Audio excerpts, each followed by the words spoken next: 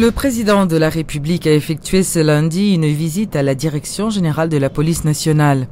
Il était question pour le chef de l'État d'apporter son soutien à la PNH et lors de son intervention, M. Martelly a clarifié certains points, notamment la question de la remobilisation de l'armée. Il a fait remarquer que l'arrêté portant sur la remobilisation des forces armées sortira le 18 novembre prochain. Il en a profité pour lancer une mise en garde contre ceux qui utilisent cette question à d'autres fins. Vous faites la meilleure sont une promesse de campagne, 2, son barrage que nous avons fait, mais que nous avons fait le nous parler et que nous avons fait non temps bien précis. Nous parler de lui. Mais premièrement, pour le bien fait, il faut un plan qui finit monter. Pour le bien fait, il faut que le premier corps, ça, qui la police là, il faut nous renforcer en vent. Parce que tant pour nous deux forces, qui tous les deux jeunes faibles, la police là, qui déjà a une structure, qui a besoin de renforcement, il faut nous voir les yeux sur le tout. Donc, mettez la meilleure sous place là. Une première bagaille que nous avons fait, nous mettons la main sur place, c'est renforcer la police avant que nous mettions la main sur place là. Bien sûr, son promesse de campagne et nous camper de elle, n'a pas fait. Mais nous avons des gens qui profitent, à faire des ordres autour de ça, à désarmer les gens ou bien à prendre bagaille là en main pour compte yo, mais laisser ça des ordres. Le président fait une promesse, le président a des promesses. Mais tout le monde a suivi plan d'action que le gouvernement a mis en place pour nous arriver là. Il ne s'agit pas que parce que nous faisons promesse de l'armée et puis des gens viennent, ils font bagarre là, Jean Payot. Ça après les désordres. Je veux dire, tout le monde connaît que une seule force dans le pays qui est force nationale là, c'est force la police là. Mandé DGA pour dans qui mesure que dans le but de renforcer la police là déjà, pour nous parler de augmenter l'effectif là rapidement, mais de concert encore avec les amis d'Haïti, avec différentes bases que le ministère dans le pays a gagné, si il y a moyen pour nous travailler, pour nous prendre un pile jeune, mettre dans la police là, renforcer la police là. Travail sous dossier salaire policier, sous assurance li. Sous prise en charge famille s'il mourit dans l'exercice de ses fonctions. Tout ça, c'est des bagages que les policiers ont besoin pour qu'ils baillent service là. Le Premier ministre Gary Conille annonce la tenue prochaine d'une retraite gouvernementale de 2 jours dans le but de rechercher une cohésion entre les membres de sa nouvelle équipe. Lors d'une visite de courtoisie effectuée à Radio et Télé Métropole, le chef du gouvernement a indiqué que les membres de son cabinet ministériel devront profiter de cette période pour débattre des plus grands problèmes du moment qui affectent le pays. Reportage Jacques Bourdeau.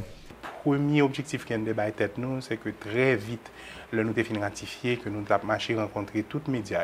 2 semaines après son entrée en fonction, le Premier ministre Gary Conille prend son bâton de pèlerin. Le chef du gouvernement était en visite dans plusieurs médias de la capitale ce lundi, notamment à Radio et Télé Métropole. L'objectif de ces visites de courtoisie dans les médias, selon le Premier ministre, serait de renouer les liens avec la presse qui, dit-il, a un très grand rôle à jouer dans la diffusion de l'information. En ce qui a trait aux actions de son gouvernement pour résoudre les problèmes auxquels est confrontée la population, le Premier ministre explique que toute l'équipe gouvernementale va se concentrer pendant 2 jours sur la situation du pays pour bâtir un programme sur les 12 prochains mois. Avant la fin de ce mois, nous venons devant la population pour annoncer que sur les 12 prochains mois, même projet qui va commencer, même projet qui va finir, et liste inventaire des activités, ça, c'est lui qui a servi de tableau de bord à la fois au président de la République, là, à la fois au Parlement et à la fois à la population pour qu'il y ait nous imputable de promesses que nous faisons. Donc, nous avons mesure de dire tout le monde que, par exemple, la reconstruction aéroport a commencé là à Kounia, mais qu'il l'a fini. La reconstruction parlement a commencé, mais qu'il l'a fini. Route, l'école, centre de santé qui promis, mais qu'il a commencé, mais qu'il a fini. Et avec tableau de bord, ça, la population est capable de voir effectivement si le gouvernement a avancé dans le sens que l'il a avancé. Tout est prioritaire pour le moment pour le gouvernement, a fait savoir le Premier ministre. Mais la création d'emplois, l'intégration des jeunes dans les affaires du pays et la relance économique sont entre autres les grands défis que doit relever le gouvernement, a souligné Gariconi. Nous toujours plus de 500 000 personnes maintenant. Son bagage n'a travaillé sous lui et nous avons des résultats sous lui. L'an fait moi ça, nous avons un groupe d'investisseurs qui a rentré. Nous avons capable de passer plus de temps à concentrer sur comment nous avons préparé grande rencontre ça qu'a fait l'an fait moi. Donc nous avons évidemment capable de passer plus de temps. M'a fait ça peuple population haïtienne n'a voulu me faire et ça parlement lui-même niveau thème pour me faire. Selon le Premier ministre, la création des différentes secrétariats d'État dans son gouvernement est un moyen efficace pour atteindre ses objectifs. On est revenu avec la Secrétaire d'État à la population, parce que vous connaissez qu'en Haïti, la croissance démographique, là, c'est un problème sérieux. Donc, dans tous les cas, un fondement de substance qui fait que, comme nous pouvons parler pour nous changer la structure gouvernementale au point de vue ministériel, nous pensons que nous sommes capables d'ajouter un secrétaire d'État qui a commencé la réflexion et qui va proposer un agenda dans le cadre thématique, garder l'intégration, pour que là, nous rentrions dans le prochain cycle budgétaire, nous avons un gouvernement qui mieux reflète l'orientation gouvernement. Donc, son bail a fait en harmonie complète avec tout le secteur. On a intégré évidemment le secteur politique là rapidement dans le cadre du pacte de bien vivre ensemble. Un Gariconi calme et serein qui se veut être un Premier ministre rassembleur et consensuel.